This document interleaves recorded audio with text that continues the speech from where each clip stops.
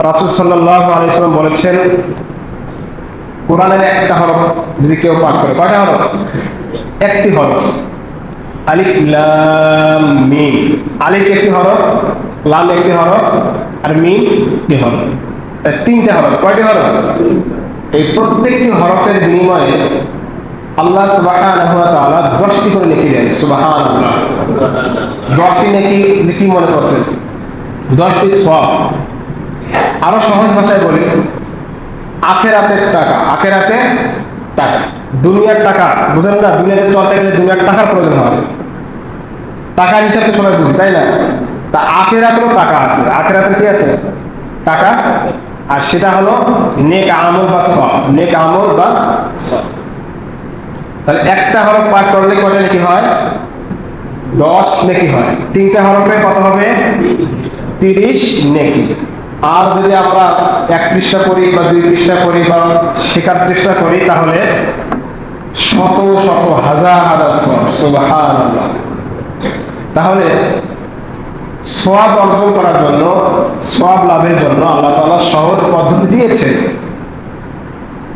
একদম সহজ এবং মানুষের সাধ্যের মধ্যেই আল্লাহ তাআলা এমন একটি জীবন্ত মুআজিজা দান করেছেন, যে মুআজিজাকে কেউ কোনোদিন শেষ করতে পারবে না, কোনোদিনও পারবে না।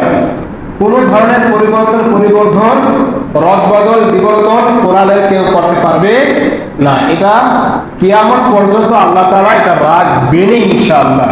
আর কিয়ামত পর্যন্ত মানুষ চাইলেই অসংখ্য নেক আমল কি সে অর্জন করতে পারে শুধু কোরআন পড়ার মাধ্যমে। এখন আসুন, আমাদের দেশ মুসলিম দেশ বলা হয়, তাই না?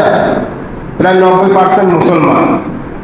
এই 90% মুসলমানের মধ্যে কতজনে আছে যে শুদ্ধ করে কোরআন পড়তে পারে?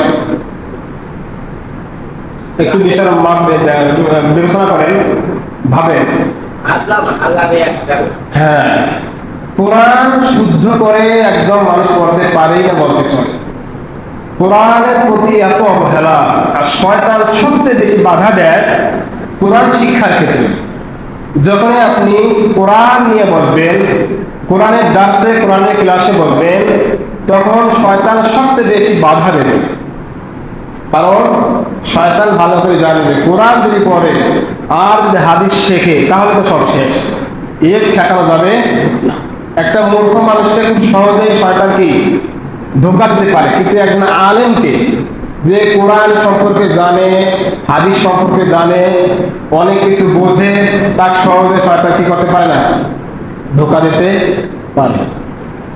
তা আমরা মুসলমান হিসাবে আমাদের সর্বপ্রথম দায়িত্ব কর্তব্য ছিল আমরা মিনিমাম কোরআনটা শুদ্ধভাবে শিখব।